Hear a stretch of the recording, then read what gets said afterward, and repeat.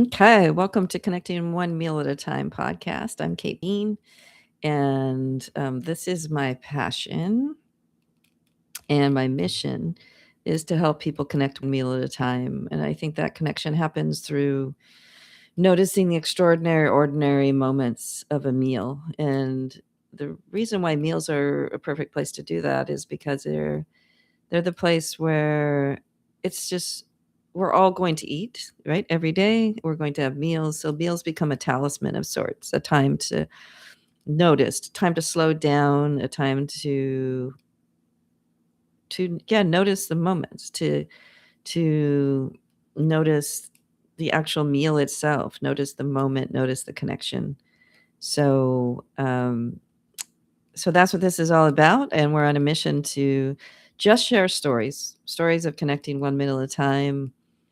It's a simple concept. It's straightforward. It's accessible.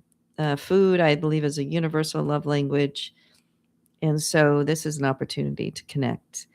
And you may have 3 opportunities if you're fortunate per day. Some people don't, but I do believe anytime that we are slowing down to have a meal, to eat some food, it's a time that lends itself so well to gratitude, to um, reflection, and to enjoyment, comfort. All those words happen over a meal. So I want to share this story, which is kind of, I thought I'd be sharing my story, but it actually is going to be sharing someone else's story all in one. So good friends of mine, Tina and Rich, are they were in my fellowship back in 2023. We now do work together through Inspired Leadership, and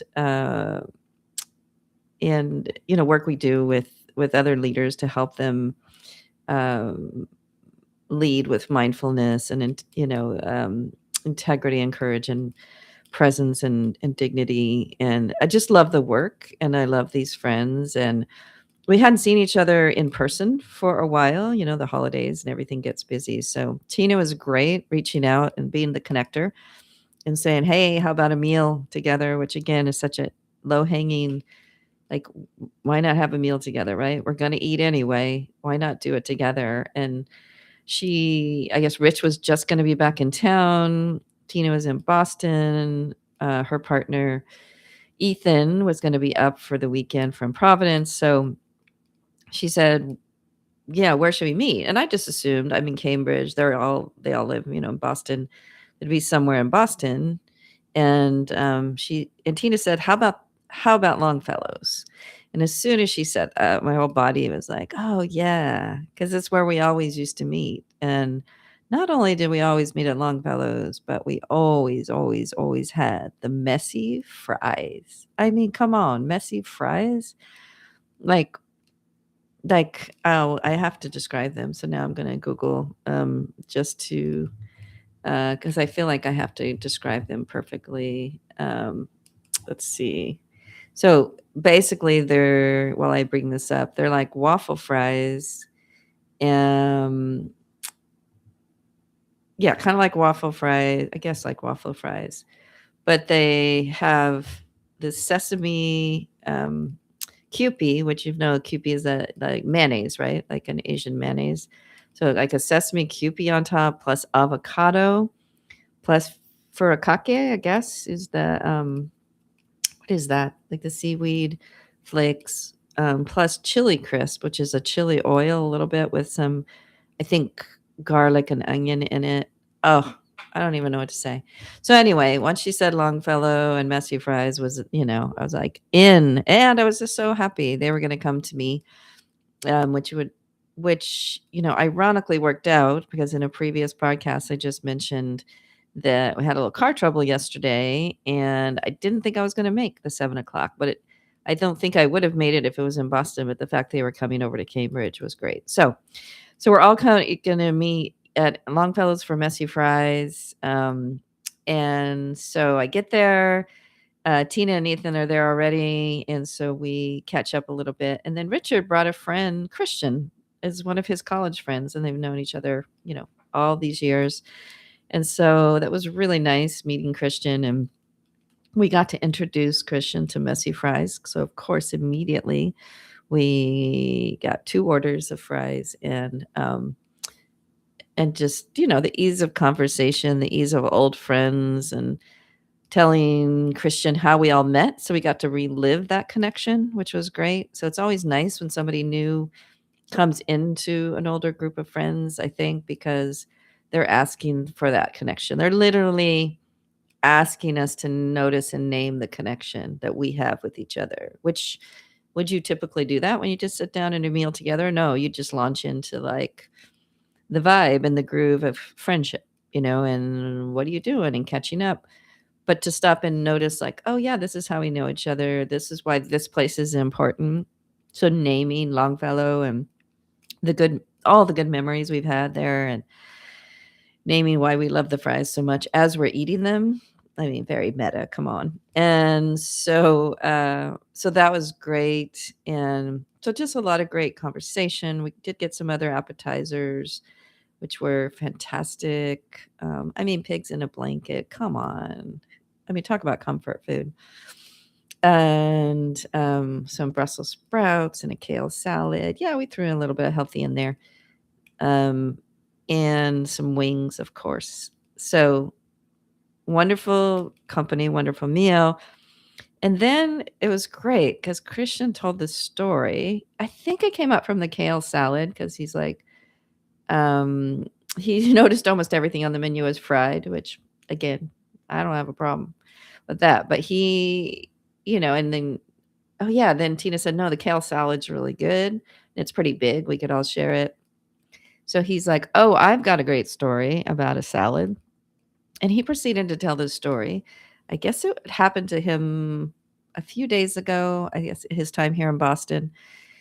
He lives in Paris, France, with his family. And he was just here, I think, to see his mom. And anyway, they'd been, traveling from France for the last 3 weeks. But so he's in Boston and he went to get a salad at Sweet Green, which is this great place. Avery, my daughter, used to work there. But great place where you come in and you get to customize your salad, right? Like, please add this and this and this and this. You start with the base and you add all the great things. And he told the story, right, of like creating this perfect salad. He was so happy. He got to the end. Or then you pay, right? You order all the things and then you pay at the end. And that is my fault, having my phone alarm. Sorry about that.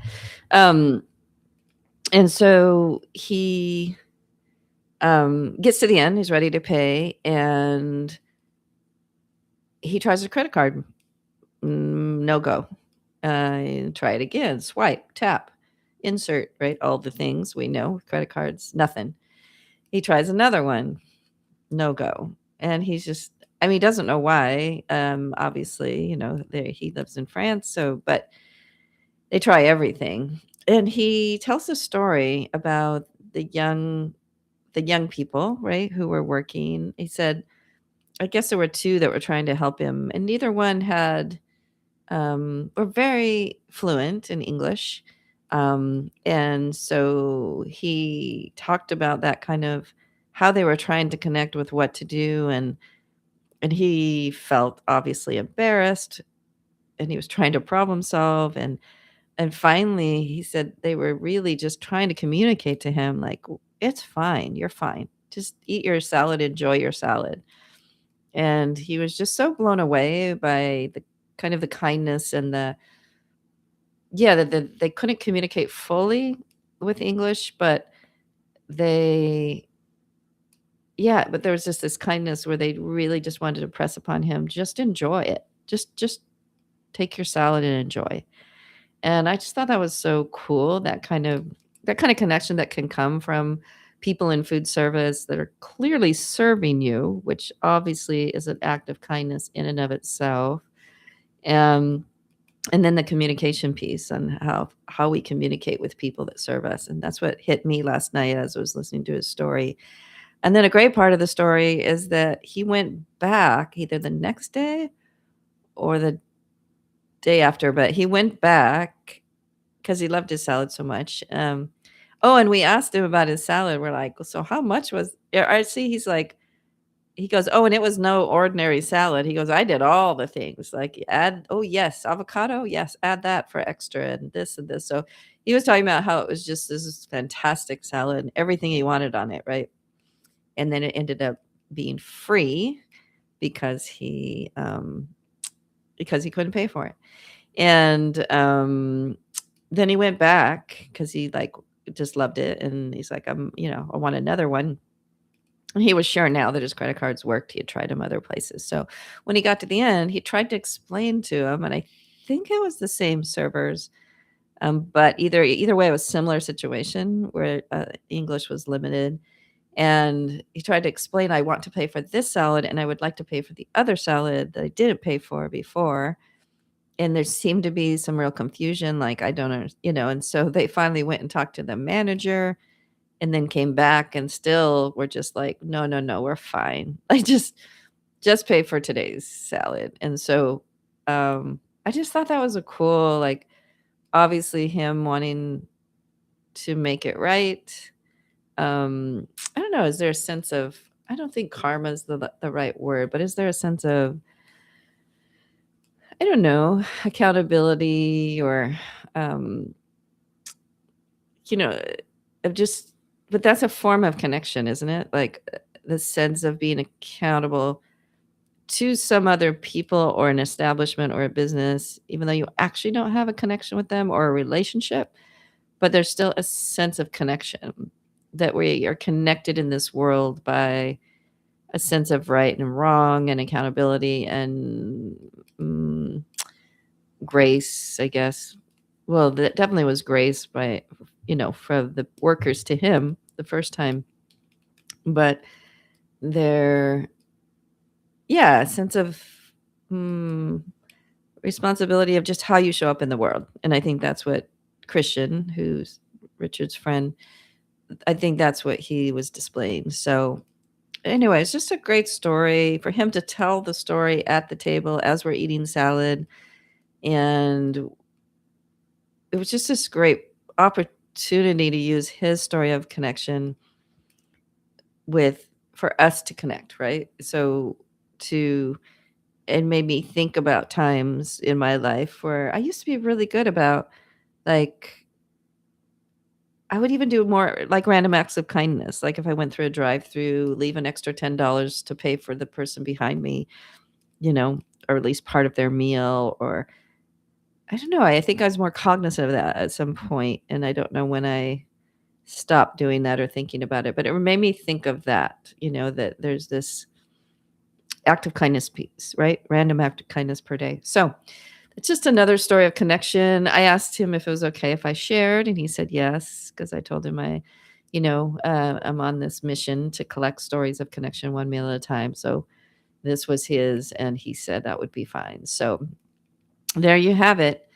Starting off with nostalgic dinner with friends, meeting a new friend, having some not dirty, messy fries. They're called messy fries, and then hearing a story of someone I didn't know telling a story that still had an effect on me and made me reflect on it for, another few times even after the meal last night. So there you have it. All around us, there's opportunities to connect. There's opportunities to notice, and I really do think we can change the world one meal, one moment, one connection at a time. Bye for now.